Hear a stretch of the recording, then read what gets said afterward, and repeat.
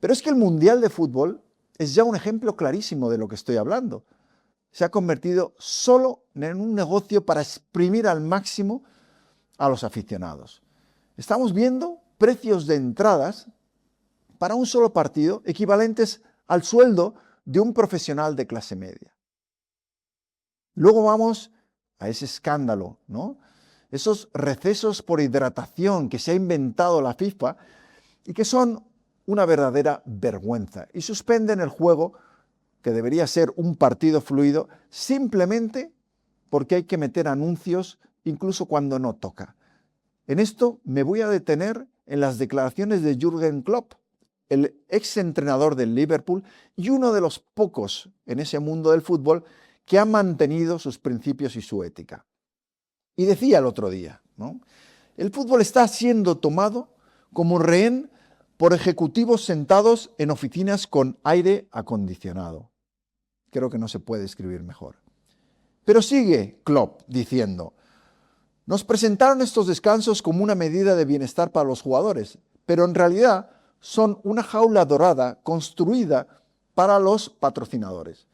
Porque al escándalo de esos recesos para exprimir todavía más el negocio del fútbol, se añade la tomadura de pelo de pretender que son necesarios, que estos atletas preparados y que cobran millones no pueden correr durante 45 minutos seguidos. Por supuesto, hay gente que hace maratones, triatlones, deportes como el tenis, donde un partido puede ser 5 e incluso 6 horas en los Grand Slam. Y la FIFA te está vendiendo la idea de que a 20 grados, que es lo que está haciendo de temperatura en algunos lugares, los jugadores no pueden correr y tienen que descansar a los 22 minutos. No me tomes el pelo. Di la verdad. Es simplemente un receso para ver si podéis ganar más dinero. Termina las declaraciones de Klopp, ¿no? Dice: hemos convertido el Mundial en un centro comercial donde la caja registradora recibe más atención que el propio partido. Me parece demoledor. Esto es en parte por el liderazgo infame que hay en la FIFA, que lleva décadas sumida en la corrupción y en la entrega absoluta a lo más sucio del negocio. Federaciones, confederaciones y organismos internacionales, reparto de favores, votos condicionados, falta de transparencia, concentración de poder, tipos que llegan a esos organismos y se convierten en pequeños dictadores. No hay manera de sacarlos de las federaciones, ya sean internacionales o nacionales. El caso de la FIFA: se han destapado a lo largo de su historia sobornos, pagos irregulares, redes de influencia de todo tipo. Bueno, con los derechos de televisión han hecho lo que les ha dado la gana, con los patrocinios lo mismo. Bueno, en definitiva, un sistema que le permitió a Qatar, vete tú a describir cuál es la tradición futbolística de Qatar. Pero se pudieron comprar un mundial y aquí no pasó absolutamente nada. Como digo, hay varios problemas que yo veo en el fútbol hoy en día y os los voy a describir. Dejar comentarios, porque ya sabéis que me encanta leerlos. No todos los puedo contestar porque es imposible, no haría otra cosa, pero creo que hay unos debates muy interesantes en la sección de comentarios del director que hay que seguir alimentando. El primer gran problema es que esto se ha convertido, el fútbol, en una industria sin alma. Solo cuenta el dinero. Un deporte que, hemos dicho, exprime a los aficionados sin ningún pudor, porque hablamos de los precios del Mundial de Fútbol, pero ¿y de los precios para ir a un partido de Liga, a un partido de Champions? El fútbol era el deporte que unía, no solo universalmente, sino socialmente, que clases muy diferentes podían convivir en un estadio de fútbol. Te encontrabas así al empresario, al adinerado, pero también al taxista, al camarero, y había una unión alrededor de ese equipo que hacía que los partidos de fútbol fueran muy especiales. Pero los dirigentes de este deporte lo están convirtiendo en una cosa elitista. Es casi como ir al reservado de una discoteca. ¿Qué hacemos con esos niños que sienten que los futbolistas son sus ídolos, que aman a su equipo de fútbol y sus padres no les pueden llevar simplemente porque es absolutamente imposible costearse para una familia el ir al fútbol. Y si lo quieres ver en televisión, por supuesto, también paga. Algunos sois muy jóvenes, probablemente no habéis vivido la época en la que esto no era así, donde las entradas de fútbol costaban un dinero razonable, donde los partidos estaban en abierto en televisión. Pero como hay que explotar y vender al mejor postor los derechos, luego eso se traduce en pagar cada vez más por ver el fútbol, sea en el sofá de tu casa y no digamos ya en los estadios. Entonces, un deporte que, como digo, trascendía clases, se está convirtiendo en un deporte de la élite. Hoy es una industria sin alma. El objetivo es claro, ¿no? Exprimir al máximo. Claro, una vez tú conviertes un deporte en una industria, en un puro negocio donde todo vale, lo que consigues es atraer a lo peor de todos, los empresarios o la gente de dinero.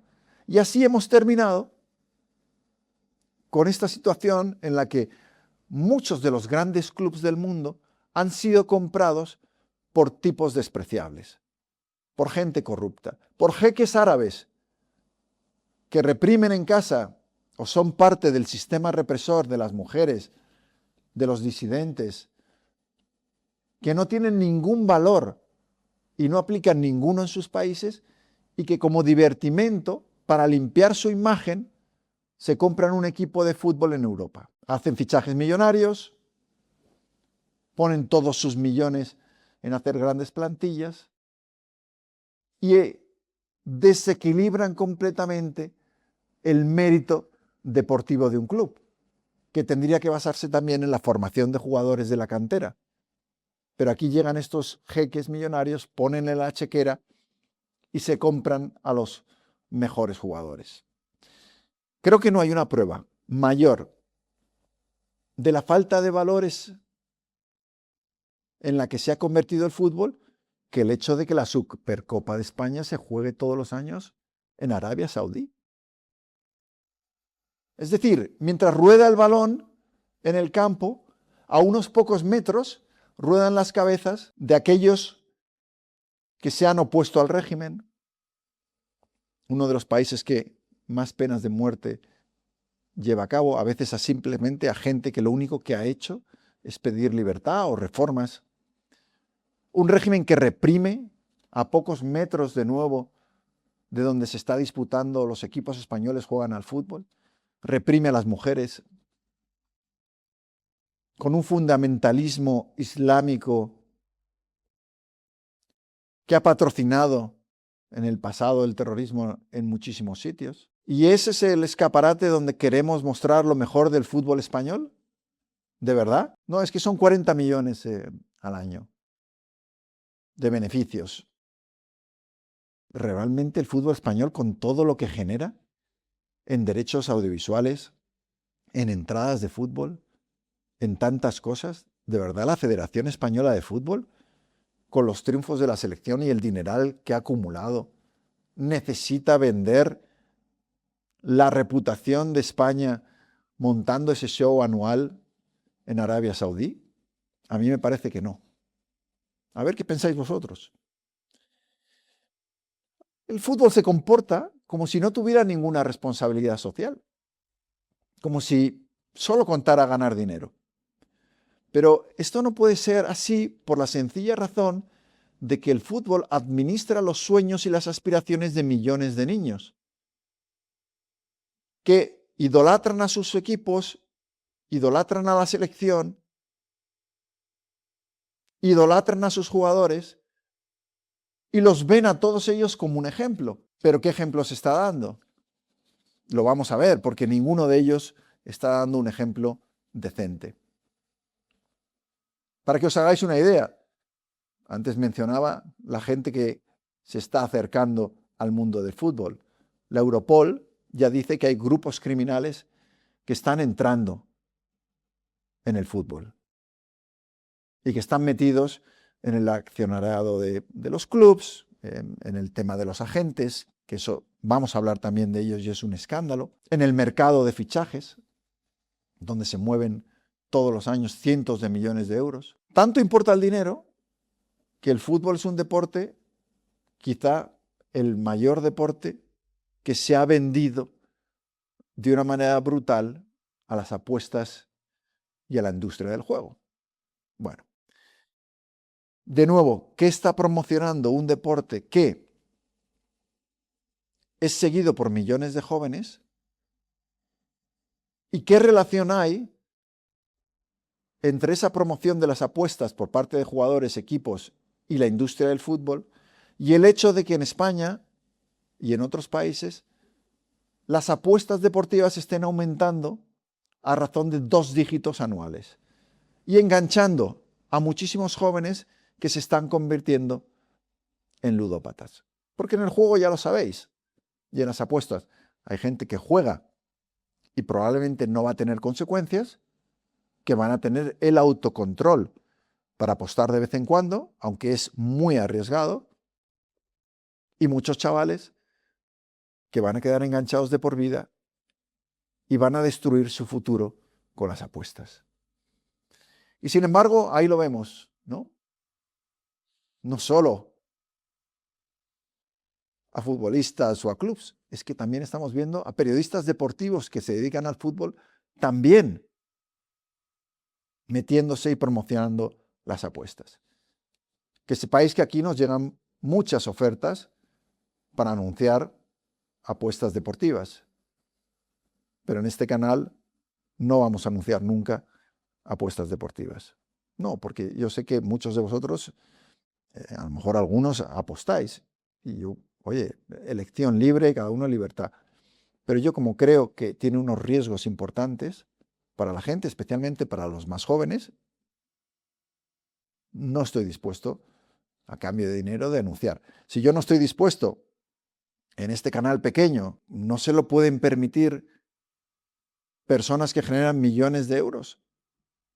Seleccionar qué patrocinan y qué no patrocinan. Bueno, ya sabéis, como os decía, los niños tienen a esos jugadores idolatrados de la misma manera que yo lo tenía en mi época, cuando era niño. Para mí eran dioses, los futbolistas. Cualquier cosa que hacían la quería imitar. Si yo de niño estuviera siendo bombardeado de anuncios mientras veo el fútbol, diciéndome que, o un futbolista me dijera que, oye, qué bueno es apostar, puedes hacerte rico, a lo mejor el mensaje que estaría recibiendo es, no es el esfuerzo, el trabajo o el talento en el deporte o fuera del deporte lo que va a hacer que tengas éxito en la vida, sino que ganes una apuesta deportiva. A mí no me parece, sinceramente, los valores que el deporte debería transmitir.